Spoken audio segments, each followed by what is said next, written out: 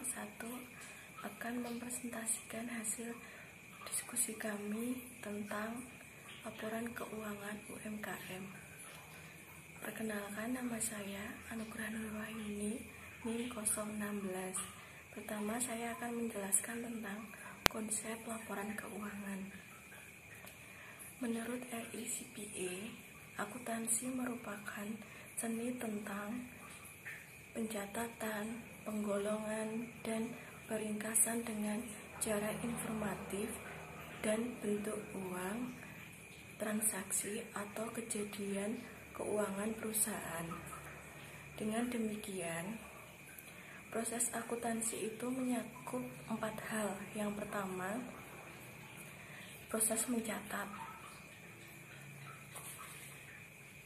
Proses mencatat itu merupakan tahap awal akuntansi. Jadi, semua transaksi dan kejadian ekonomi perusahaan harus dicatat. Kemudian yang kedua itu proses menggolongkan. Proses menggolongkan itu setelah transaksi yang terjadi dicatat, maka langkah selanjutnya menggolongkan transaksi tersebut ke dalam akun buku besar. Yang ketiga itu proses meringkas atau menjumlah. Pada tahap ini, peringkasan atau memasukkan saldo buku besar, baik yang bersaldo di debit ataupun yang bersaldo kredit, ke dalam catatan yang disebut neraca lajur atau neraca saldo. Yang terakhir adalah proses melaporkan. Pada tahap ini, ringkasan dari seluruh transaksi dikelompokkan dalam format standar laporan keuangan. Kemudian yang selanjutnya, laporan keuangan disusun berdasarkan asumsi-asumsi. Yang pertama itu, perusahaan merupakan entitas ekonomi yang terpisah dari pemiliknya. Perusahaan adalah unit ekonomi yang terpisah dari pemiliknya, sehingga kekayaan pemilik dan perusahaan harus dipisahkan secara jelas. Jadi, pemakai laporan keuangan dapat mengetahui dengan pasti bahwa kekayaan itu tidak ada campur aduk dengan kekayaan pemilik. Kemudian yang kedua itu, perusahaan merupakan unit usaha yang masih hidup dan akan terus hidup. Jadi, perusahaan itu tetap melaksanakan usahanya untuk jangka waktu tidak terbatas dan tidak akan menghentikan usahanya. Kemudian yang ketiga itu unit moneter. Setiap transaksi keuangan dan kejadian ekonomi itu dapat diukur dengan satuan ukuran moneter tertentu atau mata uang tertentu sebagai alat tukar, sehingga nilai yang tertera di dalam laporan keuangan benar-benar merupakan pencerminan yang sesungguhnya atas kekayaan perusahaan atau badan usaha. Kemudian yang keempat, penerapan dasar akuntansi. Penerapan dasar akrual itu, jadi suatu transaksi keuangan atau kejadian ekonomi itu dapat diakui walaupun uang kas belum diterima. Kemudian yang terakhir itu aktivitas perusahaan atau badan usaha dapat dibagi-bagi. Maksudnya itu pengklasifikasian aktivitas dari perusahaan atau badan usaha berdasarkan waktu tanpa mengabaikan asumsi perusahaan atau badan usaha akan hidup terus. Kemudian selanjutnya itu, sebagai alat bantu pengambil keputusan, pengguna laporan keuangan itu meliputi yang pertama, pemegang saham atau pemilik atau investor. Jadi, calon pemegang saham memerlukan laporan keuangan untuk menilai kemungkinan resiko dan imbal penempatan investasi di perusahaan. Apakah investasinya itu layak dipertahankan? Kemudian yang kedua itu memberi pinjaman. Laporan keuangan itu diperlukan oleh kreditor untuk mengetahui kemampuan perusahaan dalam membayar dan mengembalikan pinjaman dalam jangka waktu yang telah disepakati. Kemudian yang ketiga itu pemasok bahan baku.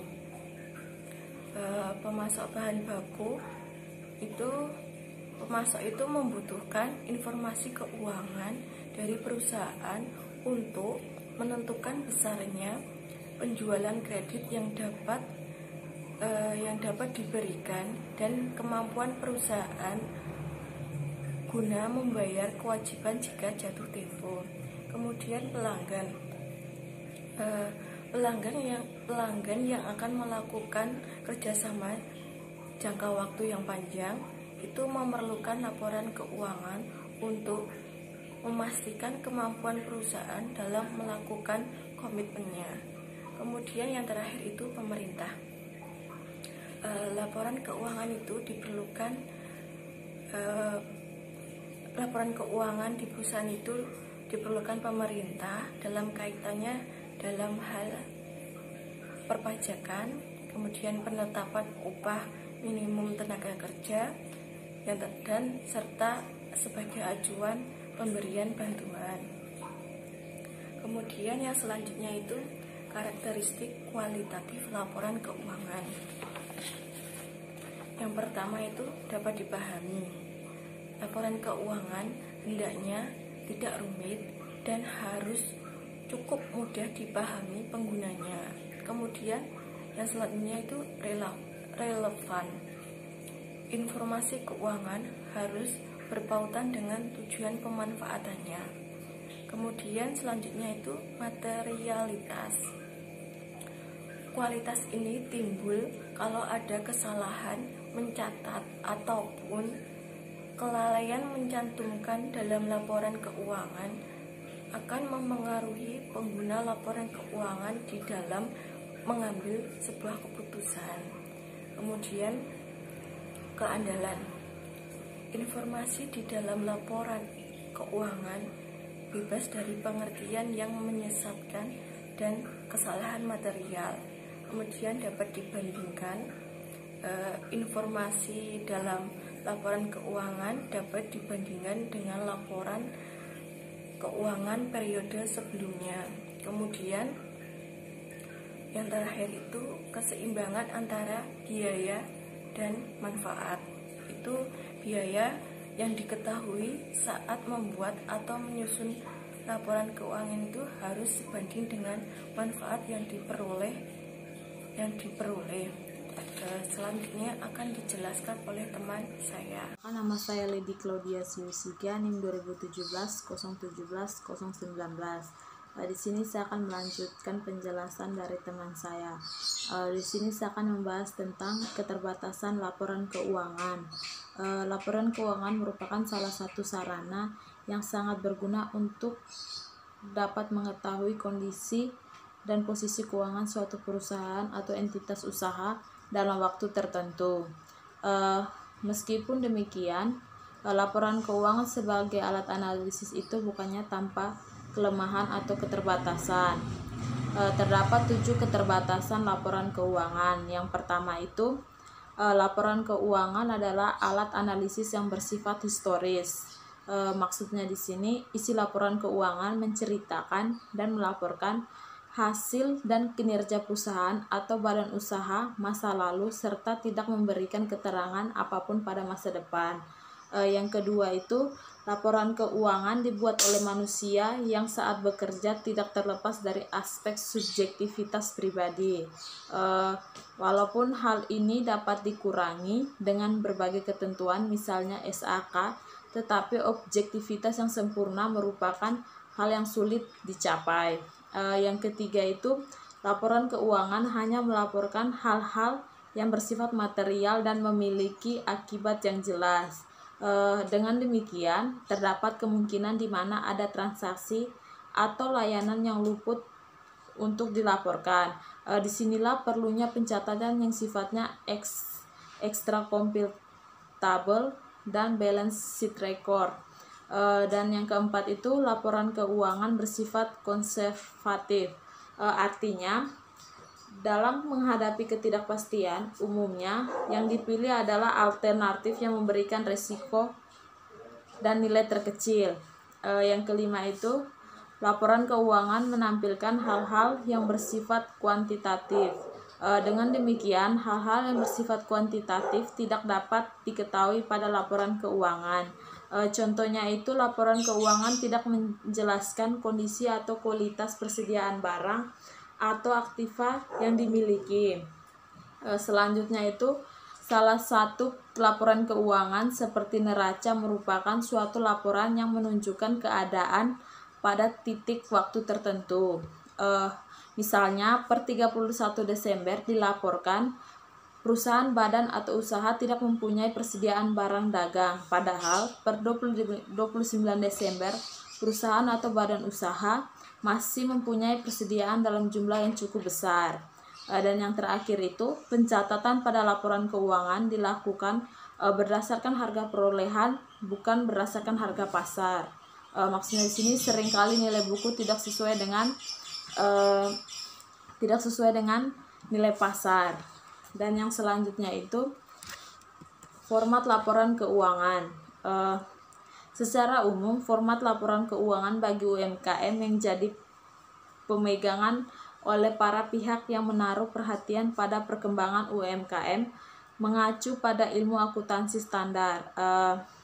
Pengelompokan unsur-unsur dalam laporan keuangan pada umumnya meliputi yang pertama itu kelompok harta atau aset yang terdiri atas kas, piutang dagang, biaya bayar di muka, perlengkapan, persediaan, perabotan dan perangkat kerja, kendaraan, mesin-mesin, bangunan, tanah, serta aktiva lain.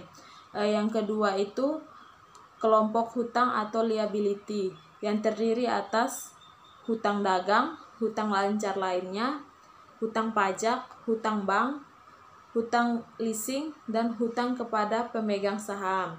Yang selanjutnya itu kelompok modal. Kelompok modal di sini terdiri atas setoran modal saham, penarikan tunai pemilik, laba ditahan, dan laba tahun berjalan. Yang selanjutnya itu kelompok pendapatan. Kelompok pendapatan terdiri atas penjualan, retur penjualan, pendapatan jasa, pendapatan sewa, pendapatan bunga, dan pendapatan lainnya. Selanjutnya itu kelompok biaya. Kelompok biaya terdiri atas biaya tenaga kerja, biaya sewa, biaya asuransi, biaya iklan dan promosi, serta biaya penyusutan dan biaya lainnya. Kementerian Koperasi dan UMKM memberikan ringkas dan sederhana atas praktik akuntansi yang sayangnya diterapkan pada UMKM. Struktur laporan keuangan dalam panduan itu pada dasarnya tidak berbeda dengan konsep standar akuntansi umum. Panduan akuntansi akuntansi tersebut adalah sebagai berikut, yaitu neraca. Neraca merupakan bagian dari laporan keuangan yang dibuat setahun sekali. Neraca sangat diperlukan untuk mengetahui nilai perusahaan setelah menjalankan berbagai aktivitas yang berhubungan dengan keuangan. Intinya, nilai suatu perusahaan bisa saja bertambah atau berkurang setelah adanya berbagai masalah transaksi. Di dalam neraca ini juga ada beberapa kelompok. Yang pertama itu kelompok aktiva. Dalam kelompok aktiva ini terdapat aktiva lancar dan aktiva tetap. Aktiva lancar terdiri atas kas, bank, piutang, penyelesaian piutang, tak tertagih, persediaan barang dan uang pada pihak ketiga. Yang kedua itu aktiva tetap. Aktiva tetap ini terdiri atas tanah atau hak atas tanah, kendaraan bermotor, bangunan, sarana prasarana, mesin peralatan lainnya, dan akuntansi penyusutan aktiva tetap. Selanjutnya itu kelompok pasiva atau kewajiban dan modal. Di sini juga terdapat dua kewajiban, yaitu kewajiban jangka panjang dan kewajiban jangka pendek. Yang pertama itu kewajiban jangka pendek yang terdiri atas hutang jangka pendek atau kurang lebih dari 1 tahun, hutang dagang usaha, pinjaman kredit, utang muka dari pihak ketiga, biaya-biaya yang belum dibayar, dan hutang pajak. Yang kedua itu kewajiban jangka panjang yang terdiri atas kredit investasi atau lebih dari 1 tahun dan kredit modal kerja atau usaha. Dan yang selanjutnya itu modal. Modal di sini terdapat beberapa. Yang pertama, modal disetor, modal donasi atau hibah, cadangan, laba yang tidak dibagikan atau ditahan, dan yang terakhir itu laba atau rugi. Selanjutnya itu rugi atau laba. Di sini terdapat dua, yaitu pendapatan yang terdiri atas penjualan barang dagang, pendapatan sewa atau jasa, bunga deposito atau jasa bank, provisi atau komisi, dan pendapatan operasional lainnya. Penyusutan neraca dan perhitungan laba rugi dilakukan melalui tahap pencatatan transaksi di dalam buku besar dengan struktur pencatatan di debit atau di kredit, dan dilakukan melalui pembuatan neraca lajur. Neraca di sini terdapat 5. Yang pertama itu neraca awal, neraca mutasi, neraca saldo, ikhtisar laba rugi, dan neraca akhir. Selanjutnya itu di sini saya akan menjelaskan lagi tentang beberapa jurnal transaksi yang terdapat dalam program akuntansi. Yang pertama itu transaksi penjualan untuk menginput transaksi penjualan baik transaksi dengan pembayaran kredit ataupun secara tunai. Yang kedua itu transaksi penjualan untuk menginput transaksi retur penjualan baik transaksi dengan nota kredit maupun secara tunai. Yang ketiga itu transaksi pembelian untuk menginput transaksi pembelian dan retur pembelian baik transaksi pembayaran secara kredit maupun secara tunai. Yang keempat itu transaksi retur pembelian untuk menginput transaksi retur pembelian baik transaksi dengan nota debit maupun secara tunai. Yang kelima itu transaksi kas masuk untuk menginput transaksi penerimaan kas. Yang keenam itu transaksi kas keluar untuk menginput transaksi pengeluaran kas. Yang ketujuh itu transaksi pembayaran piutang usaha untuk menginput transaksi penerimaan kas yang berasal dari pembayaran hutang usaha oleh pelanggan. Yang kedelapan itu transaksi pembayaran hutang usaha untuk menginput transaksi pengeluaran kas yang digunakan untuk pembayaran hutang usaha kepada pemasok. Yang kesembilan itu transaksi pengembalian kelebihan pembayaran piutang usaha untuk menginput transaksi pengembalian kelebihan pembayaran piutang usaha. Yang ke-10 itu transaksi penerimaan kelebihan pembayaran hutang usaha untuk menginput transaksi penerimaan kelebihan pembayaran hutang usaha yang sudah dibayarkan kepada pemasok. Yang ke-11 itu transaksi penyesuaian persediaan untuk menginput transaksi penyesuaian persediaan seperti penggunaan bahan baku menjadi harga pokok penjualan dan lain-lain. Dan yang ke-12 itu transaksi pemindahan barang untuk menginput transaksi pemindahan persediaan seperti transaksi penggunaan bahan baku menjadi barang jadi. Dan yang terakhir itu transaksi jurnal umum untuk menginput transaksi keuangan yang tidak memiliki jurnal tersendiri seperti transaksi penyesuaian. Dan yang selanjutnya itu program akuntansi mempunyai alat bantu penyusunan jurnal untuk transaksi-transaksi yang sering terjadi. Yang pertama itu transaksi kas agar pembuat jurnal pemindahan kas dari satu akun ke akun kas lainnya dengan menggunakan jurnal umum. Yang kedua itu auto belit agar pembuat jurnal pemindahan persediaan kas dari satu persediaan ke persediaan lainnya dengan menggunakan jurnal pemindahan barang. Yang ketiga itu stock of name, agar pembuat jurnal penyesuaian persediaan saat kita melakukan perhitungan saldo persediaan setiap akhir bulan. Yang terakhir itu transaksi penghapusan piutang usaha, agar membuat jurnal penghapusan piutang usaha yang tidak tertagih, barang kembali atau terjadi pembatalan pemesanan. Dan yang selanjutnya akan dijelaskan oleh teman saya. Perkenalkan, nama saya Agnes Yuliana Lutrumas, NIM 2017-017-040. Di sini saya akan melanjutkan tentang format daftar data. Di sini format untuk daftar data ada beberapa. Yang pertama, daftar rekening, daftar barang, daftar alamat, dan seterusnya. Dengan memperhatikan tabel yang di atas, dapat disimpulkan beberapa hal antara lain sebagai berikut. Yang pertama, perangkat lunak. Perangkat lunak yang merupakan alat bantu yang cukup lengkap, baik untuk pencatatan transaksi maupun untuk keperluan pelaporannya. Yang kedua, penggunaan perangkat lunak yang membutuhkan beberapa hal pendukung. Yang pertama, ada 3. Yang pertama, perangkat komputer atau PC yang khusus penggunaannya hanya untuk pencatatan transaksi dan pelaporannya. Yang kedua, adanya personil yang memahami prinsip dan praktik akuntansi. Yang ketiga, administrasi keuangan yang baik. Selanjutnya, definisi entitas tanpa akuntabilitas publik atau ETAP. Untuk definisi entitas tanpa akuntabilitas publik atau ETAP terbagi atas 2. Yang pertama, tidak memiliki akuntabilitas publik signifikan. Yang kedua, menerbitkan laporan keuangan atas suatu tujuan umum atau general purpose financial statement.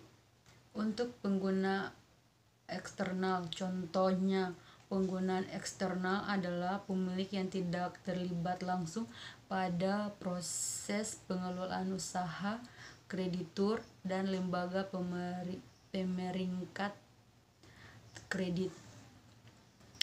Untuk suatu entitas dianggap memiliki akuntabilitas publik signifikan apabila yang pertama, telah mengajukan pernyataan pendaftaran atau pada proses pengajuan pernyataan pendaftaran pada otoritas pasar modal atau regulator lain untuk tujuan penerbitan efek di pasar modal. Yang kedua, menguasai aset pada kapasitas sebagai fidusia untuk sekelompok besar masyarakat seperti bank, entitas asuransi, pialang dan atau pedagang efek, dana pensiun, reksadana, dan bank investasi. Dengan demikian dapat disimpulkan bahwa SAK ini dapat digunakan oleh seluruh entitas usaha yang tidak go publik, tidak mengerahkan dananya dari masyarakat, serta laporan keuangan yang dihasilkan ditujukan untuk penggunaan eksternal. Untuk sesuai SAK ETAP, laporan keuangan entitas lengkap mencakup hal-hal sebagai berikut: adanya neraca, laporan laba rugi, laporan perubahan ekuitas atau laporan perubahan modal, laporan arus kas.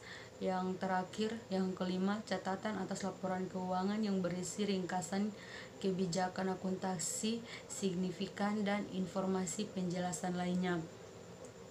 Untuk yang selanjutnya akan dibahas oleh teman saya. Assalamualaikum warahmatullahi wabarakatuh. Saya Firman Sani, NIM 116, ingin mempresentasikan hasil kerja kelompok kami, yaitu aset tidak berwujud dapat didefinisikan apabila bisa dipisahkan dan dijual, dialihkan, diselesaikan, disewakan atau ditukarkan.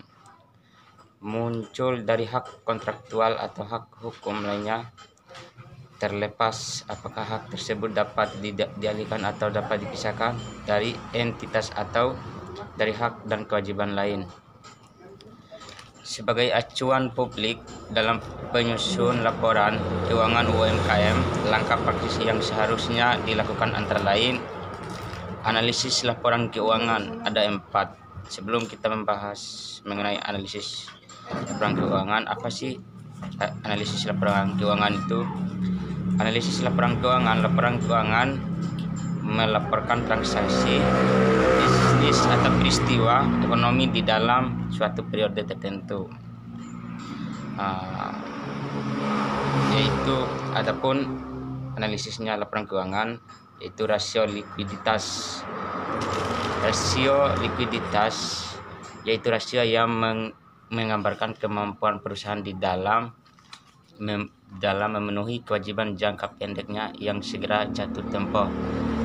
Rasio solvabilitas yaitu rasio yang menggambarkan kemampuan perusahaan dalam memenuhi suatu kewajiban.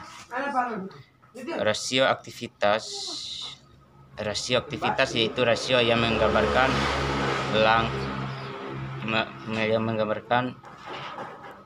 tingkat efisiensi atas pemanfaatan sumber daya yang memiliki dan saham yang digunakan untuk menilai kemampuan perusahaan dalam menjalankan aktivitas sehari-hari. Yang terakhir, rasio probabilitas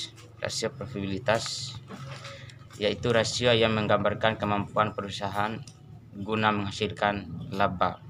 Sekian dari presentasi kelompok kami. Bila ada yang bertanya, dipersilakan.